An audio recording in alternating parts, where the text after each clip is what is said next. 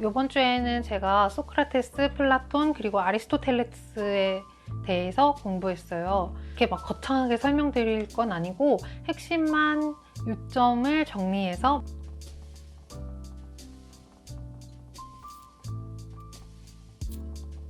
태어난 순서로 보면 소크라테스가 먼저 태어났고 BC니까 지저스 크라이스트가 태어나기 이전을 얘기하는 거예요. 예수님이 태어난 시점을 기준으로 해서 1년, 2년, 3년이 다시 시작되는 그런 개념이에요. BC와 AC의 구분이죠. 플라톤은 427년에 태어나서 347년에 죽었어요. 플라톤은 소크라테스의 제자였어요. 그리고 아리스토텔레스는 384년에 태어나서 322년에 죽었는데 역시 플라톤의 제자였어요. 소크라테스의 사상이 플라톤에게 영향을 주었고 플라톤의 사상 또한 아리스토텔레스에게 영향을 크게 미쳤습니다. 제가 이 세 분의 철학자를 좀 알아야겠다 해서 책을 읽은 이유는 나는 왜 사나?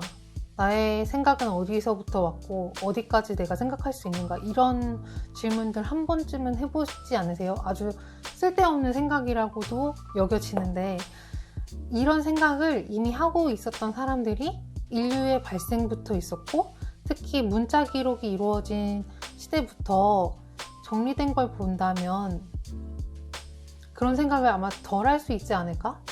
이런 생각에서 제가 공부하는 거기도 하고요. 내가 태어나기 이전에 이런 생각을 한 사람들이 있었다. 그리고 이미 결론이 난 것들을 제가 굳이 다시 생각해서 시간 낭비할 이유가 없잖아요. 그래서 철학자들의 생각을 들여보는 게 가장 중요하다고 생각했습니다.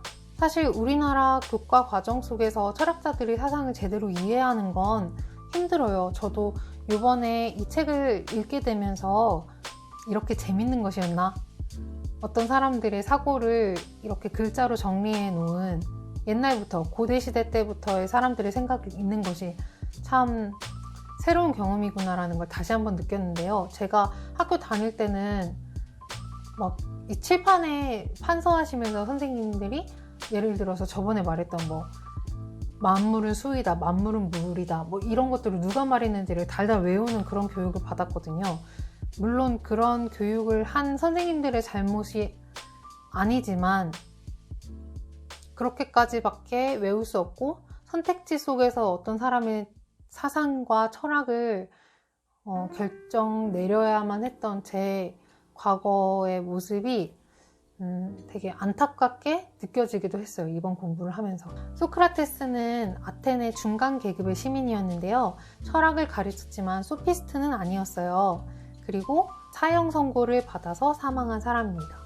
이 사람은 신체에서 비롯되는 모든 정욕을 극복하려고 노력했어요. 그래서 아무리 추워도 군대에 갔는데 소크라테스가 아무리 추워도 맨발로 다녔고 옷도 막 누더기 같은 걸 입고 다녔다고 해요. 이 사람이 이렇게 행동한 데에는 이 사람의 철학이 우선이에요. 모든 번뇌 이런 것들은 다 정신으로서 극복되어야만 한다라고 생각했어요. 과학보다 윤리에 더 몰두한 사람이에요. 지식이 덕과 밀접한 관계라고 주장했고 이거는 플라톤 철학과 공통점이 있는 부분이에요. 사실 변증법은 파르메니데스의 제자 베논이 처음으로 내놓은 건데요. 하지만 소크라테스도 이 논법을 사용했습니다. 변증법은 대화술이에요. 문답법이에요. 그러니까 어떤 사람이 예를 들어서 나는 인간인가?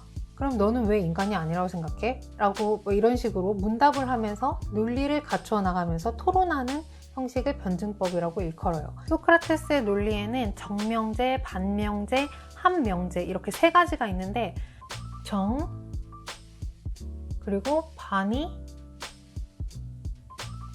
이거는 어떤 명제를 주는 것, 그리고 그 명제에 대한 반명제를 주는 것. 이것이 나중에 합명제가 되고 이 합명제는 또 다른 정이 돼요. 같다, 정. 그리고 이 정명제가 다시 이렇게 사이클을 도는 거예요. 반명제가 되고 합명제가 되고. 그래서 합명제가 아주 최상의 결과를 계속해서 연속해서 만드는 것, 이것을 말하는 거예요. 이러한 변증법은 자유로운 토론 습관을 기르기에 아주 좋아요. 왜냐하면 논리적 일관성을 증진하기 때문이에요. 그래서 실제 생활에서 내가 어떤 걸 주장하고 싶을 때 굉장히 유용해요.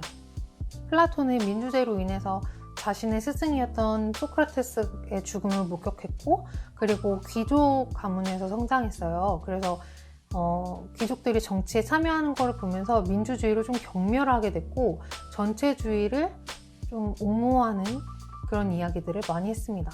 제가 이 철학자들을 잘 알기 전에 이 철학자들이 되게 존경받는 사람들이라서 항상 맞는 소리만 했을 것이다 라는 오해와 편견을 제가 가지고 있다는 것을 깨닫게 됐어요. 그리스도교의 철학이나 신학 또한 13세기까지는 아리스토텔레스보다 플라톤의 영향을 더 크게 받았습니다. 플라톤은 자신에게 깃든 오르페우스교적 요소를 피타고라스로부터 이끌어냈어요. 영혼 불멸이라든지 내세관, 그리고 사제화 같은 이런 뉘앙스, 수학을 중시하고 신비주의 같은 것들에 영향을 많이 받았어요. 그리고 지식은 감각에서 도출되는 것이 아니라 오로지 지성을 통해서 성취해야 한다, 이런 이야기를 했어요. 소크라테스에게서 세계를 목적론이 아니라 기계론으로서 설명하는 것을 배웠어요. 그리고 선을 강조했어요. 플라톤의 이야기 중에 가장 강조되는 것이 5가지인데요. 첫 번째는 유토피아론이고요. 그 다음에 이상이론, 이데아, 그리고 영혼불멸, 우주론, 그리고 지각이 아닌 상기로서의 지식기법.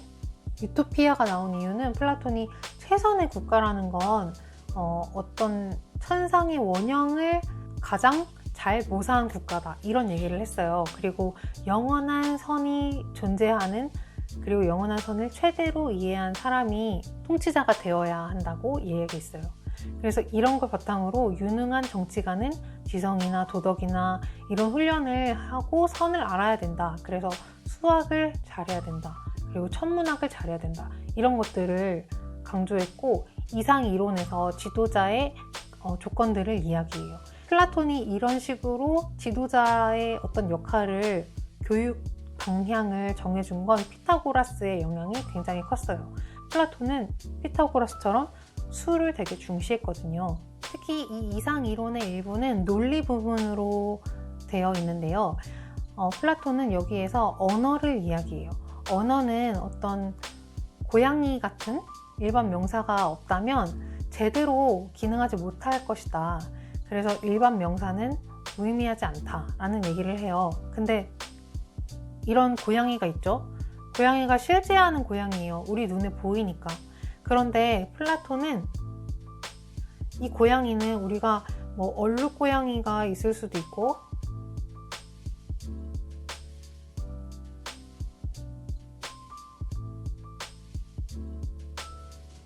그냥 민무늬 고양이가 있을 수도 있잖아요. 어머 세상에, 고양이 너무 못 그려. 어떡하면 좋아. 쥐 같네. 민무늬 고양이도 있을 수 있잖아요. 어쨌든. 근데 이 고양이들을 생각할 때 우리가 머릿속에서 떠올리는 이 고양이들이 다 들어가요. 이걸 뭐라고 하냐면 보편자라고 해요. 그리고 이거는 이상 고양이. 우리가 이상 고양이를 떠올리면서 그 이상 고양이의 특징에 맞는 어떤 것들을 이 하나의 고양이가 가지고 있을 때, 즉 특징을 분유하고 있을 때 얘네는 보편 고양이로서 의미를 가지게 되는 거예요. 즉 이상 고양이는 실제하지만 개별 고양이는 현상에 지나지 않는다, 이런 말을 해요. 소크라테스와 마찬가지로 플라톤 철학에서도 선이 누리는 어떤 지위는 학문이나 아니면 진리보다 높아요. 변증법은 지성계의 목적에 이르게 한 절대 선을 파악할 수 있는 방법이고, 선을 파악해서 실제를 파악할 수 있다고 플라톤은 생각했어요. 플라톤의 이상세계는 오류가 많지만 어떤 보편자 이론을 최초로 언급했고, 형태가 바뀌면서 오늘날까지 영향을 미치고 있어요. 플라톤은 이원론을 제기해요. 실제와 현상, 그리고 이상과 감각 대상, 이성과 감각 지각, 영혼이나 육체를 구분하는 이런 철학적 영향 아래에 놓이게 되었고, 이거는 소크라테스의 영향을 받은 것이죠. 이런 이원론에서 어떤 금욕주의 도덕이 탄생하게 됐어요. 철학자에게 금욕주의는 애초에 인위적인 것이 아니고 생각을 많이 하기 때문에 철학자의 의지에 따라서 어떤 것을 먹거나 이런 게 아니고 그냥 생존을 위해서 그걸 하는 것이다, 이런 생각을 많이 했거든요. 그래서 오늘날까지 그게 영향을 많이 미쳐서 어떤 선비는, 어떤 신사는, 아니면 철학자는 탐욕을 꾀하면 안 된다, 이런 사상이 생기게 된 거죠. 플라톤이 만든 거예요. 금욕주의 때문에. 근대인은 대부분 경험적 지식이 지각에 의존하거나 아니면 지각에서 유래한다고 생각하죠. 근데 플라톤이나 다른 철학자들은 지식은 감각에서 유래하지 않았어. 플라톤은 우리는 눈과 귀를 통해서 지각한다 라고 생각했어요. 우리의 지식이 감각기관과 관련이 없다 라고 얘기하면서 촉각으로 지각하지만 성질을 판단하는 건 정신이다 이런 식으로 얘기를 했어요. 감각만으로는 사물을 인식하지 못한다. 지식과 지각을 동일시하는 입장이었어요. 의자를 본다 라고 했을 때 이거는 사실 내가 눈으로 이 의자를 보는 거지, 만약에 제3자 진짜 아주 객관적인 어떤 존재가 보기에는 어떤 하나의 의자를 보고 있는 어떤 하나의 반점들, 색깔이 다른 것들, 그런 거잖아요. 나는 의자를 보고 있다. 이건 참도 거짓도 아닌 말이다. 대신에 낱말들로 채워진 지각 표상은 판단이 되고 판단은 참 거짓의 가능성이 있는 것이다 라고 얘기했어요. 우리가 지식은 지각이다 라고 할 때 그 지식은 지각이라는 말은 곧 지각 표상이다 이런 말이 되는 거죠.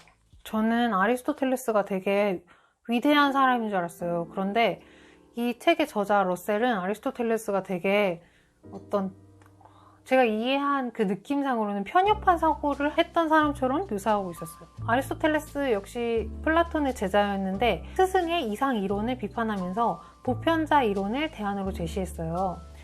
플라톤의 이상 이론은 제3인간 논증으로 비판했는데 한 인간이 이상적인 인간과 유사해서 인간이라면 보통 사람과 인간을 유사하게 만드는 한층 더 이상적인 인간이 존재할 수 있는 거냐. 그리고 보편자라는 용어는 여러 실체를 서술하는 본성을 지니며 개별자가 그 속성을 나타내지 못한다는 뜻으로 사용했어요. 사물과 성질을 구분하는 진짜 근거는 언어와 관련이 있다. 이렇게 얘기를 해요. 플라톤은 수학에 집중했다면 아리스토텔레스는 생물학에 좀 더 기울였어요. 니코마코스 윤리학에서는 우리에게 가장 잘 알려진 저서죠. 품행이 바른 어떤 시민들의 행동을 규제하는 원칙을 체계적으로 작성한 책인데요.